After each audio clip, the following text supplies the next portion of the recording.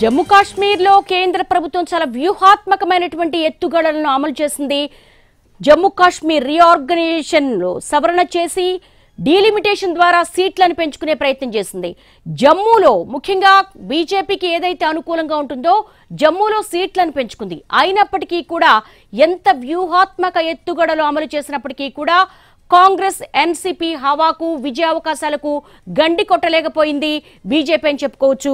చాలా సున్నితమైన ప్రాంతం కాశ్మీర్ విషయానికి వచ్చేసరికి ముఖ్యంగా కాశ్మీర్లో దాదాపు 10 ఏళ్ల తర్వాత ప్రజాస్వామ్యయుతంగా అక్కడున్న ప్రజలందరూ కూడా తమ నాయకుడిని ఎన్నుకున్నారు. ఈ 2024 జమ్మూ కాశ్మీర్ ఎలక్షన్స్ లో జమ్మూ కాశ్మీర్ మొత్తం 90 అసెంబ్లీ స్థానాలకు గాను ప్రస్తుతం మనం చూస్తున్నాము కాంగ్రెస్ ఎన్సీపీ కూటమి గెలుపు దిశగా దూసుకుపోతూ ఉంది.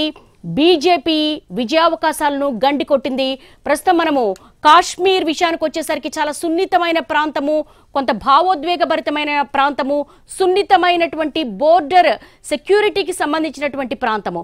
ఇక్కడ దేశ సమగ్రత కావచ్చు, అలాగే ప్రజాస్వామ్యయుతంగా ఇక్కడ ఎలక్షన్స్ 10 ఏళ్ల తర్వాత నిర్వహించారు. ప్రస్తుతం మనం చూస్తూ ఉన్నాము జమ్మూ కాశ్మీర్ ఎలక్షన్స్ లో ఇటు ఎన్సీపీ నేషనల్ కాన్ఫరెన్స్ అలాగే కాంగ్రెస్ అలయన్స్ గా వెళ్ళింది. ప్రస్తుతం అధికారం దిశగా దూసుకుపోతున్నటువంటి సందర్భం కనబడుతూ ఉంది. 29 స్థానాల్లో మాత్రమే ఆధిక్యం కనబరుస్తూ ఉంది బీజేపీ. 90 అసెంబ్లీ స్థానాలకు గాను చాలా కీలకమైనటువంటి ఎత్తుగడలను అమలు చేసింది బీజేపీ. జమ్మూ కాశ్మీర్ లో కేంద్రం జమ్మూ కాశ్మీర్ రీఆర్గనైజేషన్ యాక్ట్ సవరణ చేసి సీట్లను పెంచింది. 5 నామినేటెడ్ సీట్లను సృష్టించింది. అయినప్పటికీ కూడా కొంతవరకు అధికారానికి చేరువ కాలేకపోతోంది. కాశ్మీర్లో 1 సీటు పెంచితే జమ్మూలో ఎక్కువ సీట్లు పెంచింది. ఎందుకంటే జమ్మూ ఒక రకంగా చెప్పాలంటే బీజేపీకి కంచుకోట లాంటి జమ్మూ ప్రాంతంలో ఎక్కువ సీట్లు పెంచుకుంది.